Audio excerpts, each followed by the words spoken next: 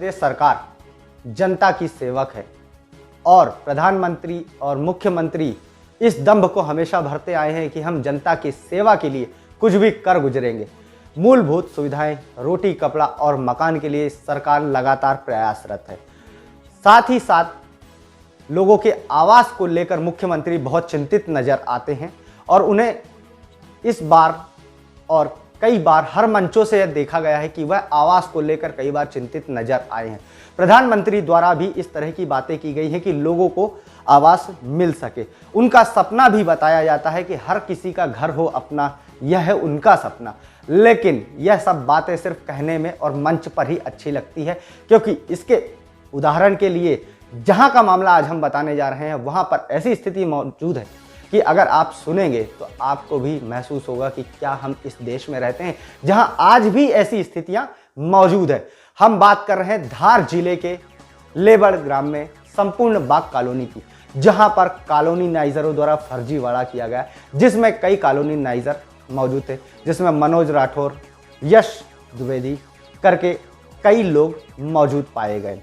हालांकि इन लोगों द्वारा वहां के निवासियों से, चूंकि निवासी आसपास कार्य करते हैं इसलिए उन्होंने वहां पर मकान लेना उचित समझा, लेकिन इनके द्वारा उन्हें इस तरह मूर्ख बनाया गया कि अब वह लोग बहुत परेशान दिख रहे हैं।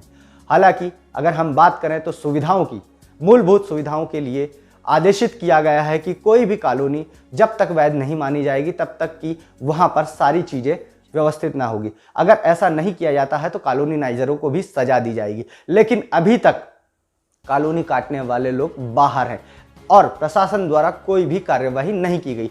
हालांकि मैं आपको ये बताना चाहता हूं कि मध्य प्रदेश के अंदर इंदौर शहर में कलेक्टर मनीष सिंह के रहते हुए इंदौर में कई भूमाफियाओं और कॉलोनीनाइजरों के ऊपर कार्यवाही हुई, जिससे जनता का विश्वास सरकार के ऊपर बहुत बढ़ा है।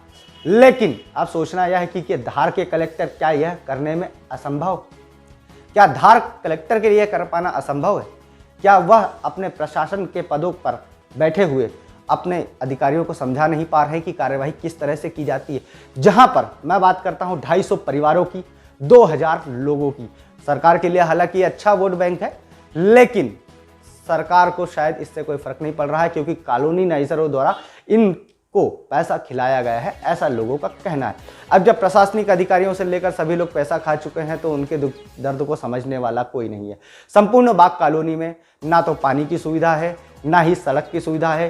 साथ ही साथ ऐसे मकान पड़े हैं जहां पर आवारा तत्वों द्वारा नशीला पदार्थ उपयोग किया जाता है। तरह तरह के नशीले पदार्थ उपयोग करने वाले नशेड़ी हर पल जमा रहते हैं। आपने कई फिल्मों में देखा होगा कि कैसा होता है कि वहां के लड़कियों को छेड़छाड़ किया जाता है, गलत जगहों पर हाथ लगाया जाता है।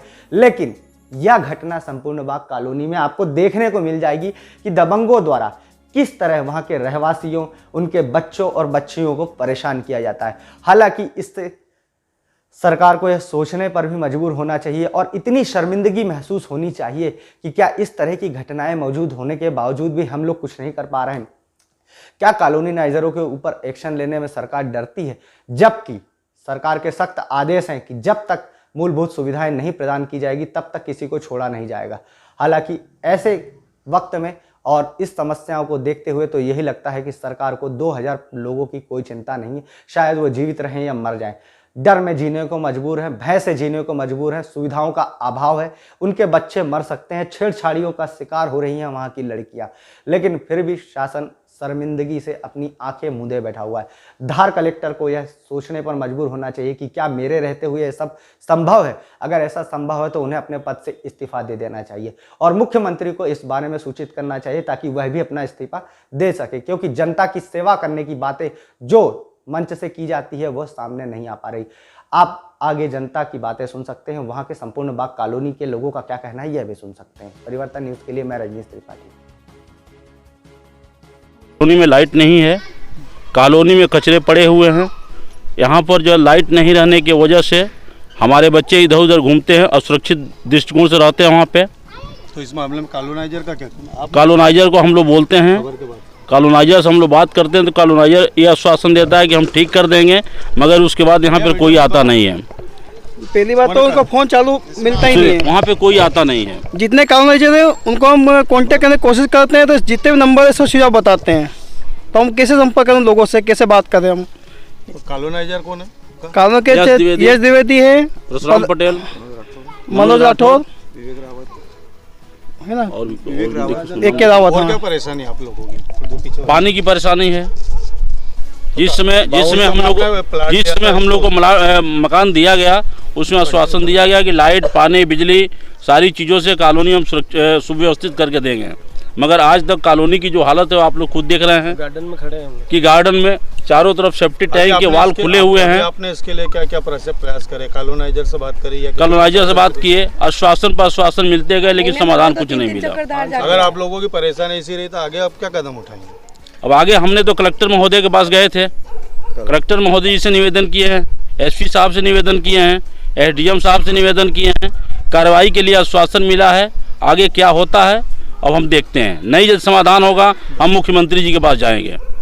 पंचर कंप्लेन मैंने ही की थी। आपने जो सीएम का हेल्पलाइन पे जो कंप्लेन करी थी तो आप पे क्या दबाव बनाया जा रहा है? जी यही बोला गया था कि आप वो अपनी कंप्लेन वापस ले लीजिए, नहीं तो बोले कि आपका मकान भी बोले यहाँ पे अवैध कॉलोनी है तो वापस बोले ऑप्शन उठाया जाएगा यहाँ से। तो इसके बारे में आपने शिकायत नहीं करी प्रशासन से? अन्य लेडीज करी थी लेकिन बोले वो लोग बोले कि लाइट तो चालू हो गई, फिर क्या दिक्कत हो रही है आपको? खाली दिखाते हैं लाइट दिखा करेंगे जी। क्या? हाँ सर, कर देंगे आवेदन। आवेदन हम आज भी कर सकते हैं, इसके पहले भी कर चुके हैं, हम कर चुके हैं। बाकी हमको भी धमकियाँ लगी आगे से, हमको धमकियाँ लगी आप वापस से आपकी कंप्लेन लीजिए। कौन धमकी दे रहा है आपको? जहाँ हमने शिकायत करी, जहाँ विद्युत मंडल की जो लाइट के बारे में हमने जो शिकायत करी, एमपीबी से बड़े बड़े अधिकारी के लोग के कॉल आते थे हमारे पास, क्या आप ये शिकायत वापस ले लीजिए। तो हमने कहा हम क्यों ले कंप्लेन वापस, हमारी समस्या इसलिए तो हम कंप्लेन करेंगे।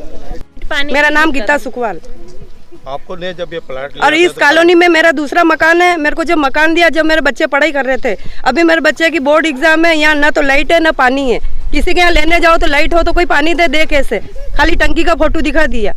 और महीने में 3 दिन 4 दिन लाइट देंगे, 8 दिन में एक दिन हम जब ये लोग सब जाएंगे धार उस दिन लाइट दिखाएंगे, दूसरे दिन वापस कट जाएगी। बार बार का लाइट का फंदा और हमसे पैसे भी वसूल रहे हैं, महीने में 3-3 4-4 चक्कर हमसे एमपीबी वाला जो आता ना वो भी ले रहे हमसे पैसे 200-200 रुपए हम पे दबाव। कॉलोनाइजर को भी दे रहे हो और एमपीबी कॉलोनाइजर तो वो दिखता ही नहीं है यहाँ पे। जब आएगा तो गांव के बाहर आएगा, वहीं से 1-2 जनों से मिल मुला के वापस चला जाएगा। यहाँ तक तो आते ही नहीं है कोई। और हम पे दबाव भी रहता है पैसों का, जब पैसे नहीं देते तो हम पे गाली गलौज तक आ जाती है।